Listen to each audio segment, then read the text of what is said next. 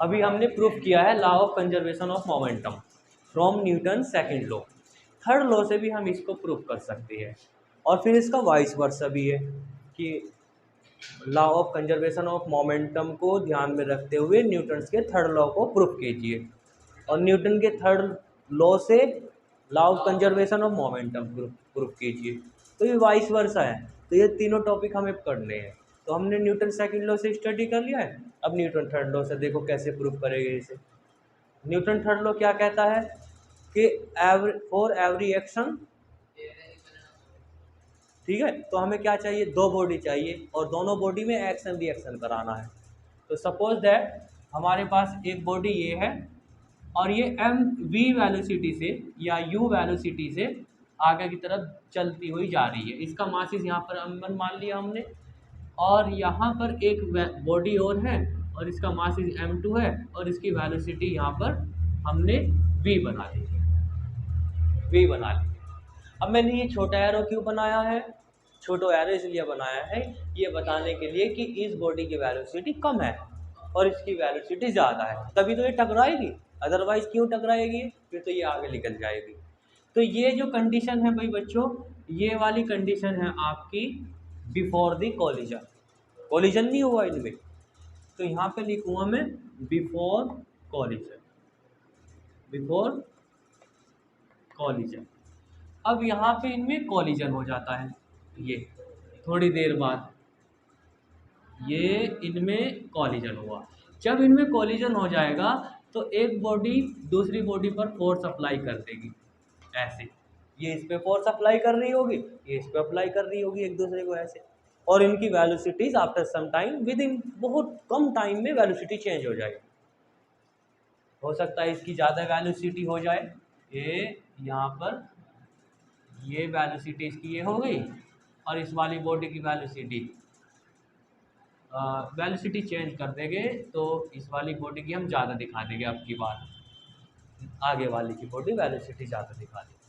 तो यहाँ पर 1 कर लीजिए, यहाँ पे 1 कर लीजिए, और ये वेलोसिटी बिफोर कोलिजन है, ये भी वेलोसिटी बिफोर कोलिजन है, और ये कंडीशन कब की है, ये है after the collision, after the collision. ठीक है, यहाँ तक क्लियर है। अब मुझे ये बताइए बिफोर कोलिजन इस बॉडी का मोमेंटम कितना, बोलो कितना मोमेंटम है, m1 u1, यही होगा ना, और इस वाली बॉडी का कितना है m2 v1, m2 v1। ठीक है, ये आ गया इस वाली बॉडी का। तो टोटल मोमेंटम कितना हुआ, इस पूरे ऑल सिस्टम का मोमेंटम कितना हुआ, दोनों को ऐड करो। अब उधर आ जाओ, बिफोर कोलिजन ये m1 है, ये m2 है, कितना मोमेंटम है, बोलो कितना मोमेंटम, m1 u2, और इन दोनों का मोमेंटम कितना है m2 v2, दोनों को ऐड कर दो तो ये टोटल मोमेंटम ये आ गया।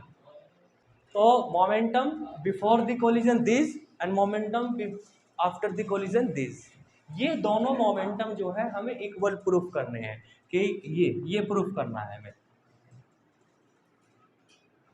ये प्रूफ करने का मतलब क्या है कि मोमेंटम चेंज ही नहीं हुआ है ना, मोमेंटम जो पहले बॉडी का था वही पहले बाद में दोनों बॉडी का है, दोनों बॉडी के पास इतना मोमेंटम था, अभी दोनों बॉडी के पास इतना मोमेंटम है, तो इसको हमें प्रूफ करना है। तो हम मान करके चलेंगे suppose that we have two bodies of different masses m1 and m2 have their velocities u1 and v1, after the collision their velocity exchange or change, exchange or change u2 और वहाँ पे v2 दोनों।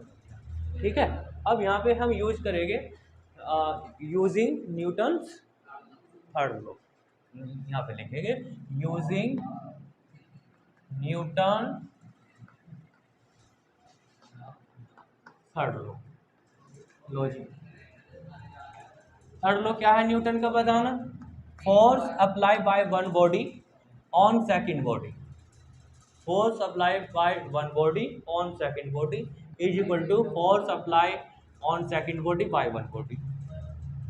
नहीं बात समझ में, ये 12 नहीं है, 12 नहीं पढ़ना इसे, ये फर्स्ट बॉडी है, ये सेकंड बॉडी है, 1 2, यहाँ पे है इसका मतलब कि force on 1/2, force on one body by 2, पहली बॉडी ने दूसरी बॉडी से लगाया गया बल।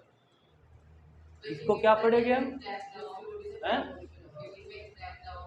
नहीं, इसका नोटेशन ऐसे ही रखते हैं हम। ए बी भी लिख सकते हो आप इसे ऐसे, ए यहाँ पर ए बी लिख लिया हमने। ए बी लिखने का मतलब क्या है? Force on body A by B. फिर यहाँ पे क्या लिखा जाएगा? ये force on body B by A, ऐसे लिखा जाएगा। क्लियर है ये? बोलो जल्दी से, है? ठीक है। यहाँ पर माइनस भी तो आएगा, ये माइनस यूज करना है। न्यूटन थर्ड लॉ में माइनस नहीं है, न्यूटन थर्ड लॉ में माइनस नहीं है। बैठ जाइए, आराम से बैठ जाओ, तब बाहर ही बैठ जाओ, दूसरे कमरे में बैठ जाओ, दूसरे कमरे में बैठ जाओ। देखो इधर देखो, चुप हो जा। यहाँ पे हम मल्टीप्लाई कर देंगे, मल्टीप्लाइंग बाय dt, दोनों तरफ dt से डिवाइड कर दो। dt से जब हम डिवाइड कर देंगे, सॉरी मल्टीप्लाई कर देंगे, तो ये लिखा जाएगा dt is equal to force B A into D T. और यहाँ पे भी क्या लिखेंगे? लो जी, ये क्या चीज़ है? याद करो इसे, एफ इंटू डी टी क्या है? ये change in momentum, not momentum, change in momentum.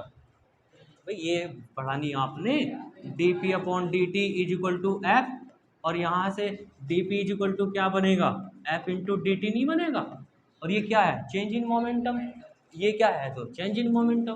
तो ये क्या चीज़ है? Change in momentum. तो ये लिखेंगे हम change in momentum equal to, और फिर ये क्या चीज़ है? ये क्या चीज़ है? फिर ये भी चेंज इन मोमेंटम है। तो ये change in momentum body A के लिए है, और ये वाला change in momentum body B के लिए है।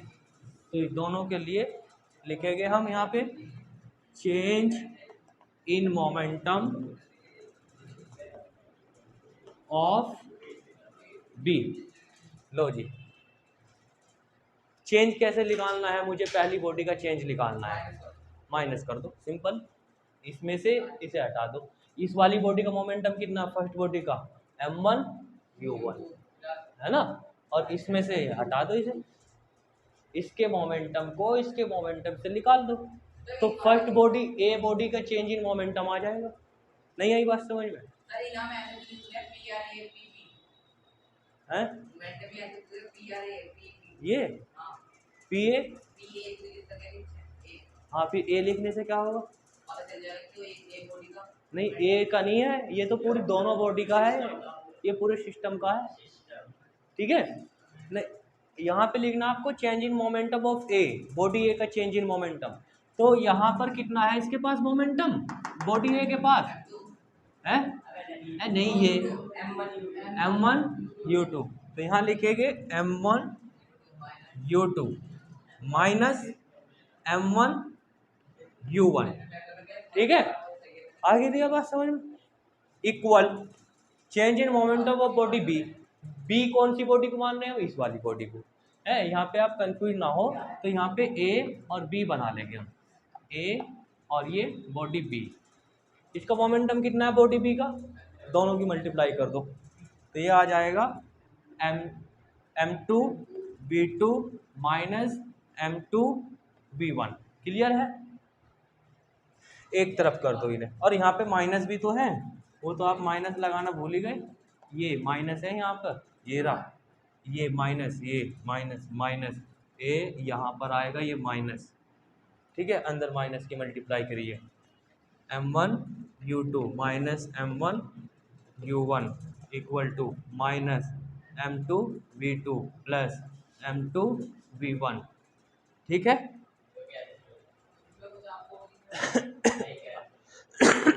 क्या दिख नहीं रहा? अब इसे इधर लाइए, इसे इधर ले आओ, इस वाले को इस वाले पार्ट को, कौन से पार्ट को लाना है हमें, ये करना था ना हमने M1U1 M2V1 M1U1 कहाँ है, M1U1 ये रहा, M2V1 ये रहा। ठीक है, देखो भाई ये माइनस वाले टर्म्स इधर लेकर के आ जाइए, इस वाले माइनस वाले को इधर लेकर के चले जाइए, तो आपके पास बनेगा M1U2, ये इधर आके प्लस का हो जाएगा, M2V2 और ये इधर जाके ये प्लस का हो जाएगा। तो ये M1 और ये U1 और ये प्लस M2V1।